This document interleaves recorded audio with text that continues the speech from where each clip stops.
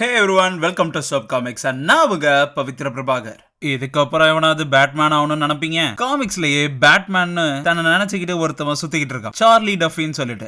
அவன் இருக்கிற வீடையே அவனோட பேட் கேவா நினைச்சுக்கிறான். கூட எடுத்து வளர்த்துக்கிட்டு இருக்க அங்கிளையே அவன் ஆல்ஃபிரடா பாக்குறான். இப்படி இருக்கிற ஒருத்தனுக்கு கூட ஒருத்தன் ஃப்ரெண்ட் இருக்கான், அவனோட பேரு மைக். அவனை இவன் ராபினா நினைச்சுக்கிட்டு இருக்கான். இப்படி இருந்துட்டு இருக்கும் போது இவனோட லவ் இன்ட்ரெஸ்டா இருக்கிற கிளரிசாவை ஒரு ட்ரக் டீலர் டார்ச்சர் பண்ணிட்டு இருக்கான். அவனை இவன் ஜோக்கரா பாக்குறான். ஒரு நாள் ஒரு பெரிய பிரச்சனை வருது. அந்த பிரச்சனையில கிளரிசாக்கு ஹெல்ப் பண்றதுக்காக இவன் போகும்போது இவனை அடிச்சு போட்டுட்டு அந்த ட்ரக் டீலர் கூடயே அந்த கிளரிசா ஓடி போயிடுறான். ஆனா அந்த ட்ரக் டீலர் அந்த அளவுக்கு நல்லவன் இல்ல அப்படின்னு தெரிஞ்சதுக்கு அப்புறம் கிளரிசா அவனையே ஏமாத்திட்டு அவன் கிட்ட இருக்க பணத்தெல்லாம் அடிச்சுக்கிட்டு திருப்பி சார்லியை பாக்குறதுக்கே முடியாந்துடுறான். இதுக்கு நடுவுல மனசு உடஞ்சு போய் இருந்த சார்லி டுஃபி தன்னோட ஃப்ரெண்ட் மைக்கு கூட லேட்டஸ்டா ரிலீஸ் ஆன பேட்மேன் படத்தை பார்க்க போறாரு. அந்த படத்துல பேட்மேன் எந்த பிரச்சனை வந்தாலும் இறங்கி அடிங்க அப்படின்னு சொன்னதை இவன் மனசுக்கு ஆழத்துல பதிஞ்சிருச்சு. அந்த படம் பார்த்துட்டு வீட்டு வந்ததுக்கு அப்புறம் கிளரிசா வீட்டுக்கு வந்துடுறான். அப்போ அந்த இடத்துக்கு இந்த ஜோக்கரா இருக்கிற ட்ரக் டீலர் வந்து கிளரிசாவை பிடிச்சு டார்ச்சர் பண்றான். அங்க இருந்து அவன் தரன்னு இழுத்துட்டு ரோட்டுக்கு ஓடும்போது நம்ம பேட்மேனா இருக்கிற சார்லி டஃபி தன்னோட சூட்டை மாட்டிக்கிட்டு கையில ஒரு பேஸ்பால் பேட் எடுத்துட்டு அடிக்க வராரு. அதுல ரோட்ல ஓடிக்கிட்டு இருந்த அவனை கரெக்டா நடு மண்டையிலே நச்சுன்னு ஒண்ணு வச்சு கீழே விழுந்துடுறாரு. ஆனா அவனோட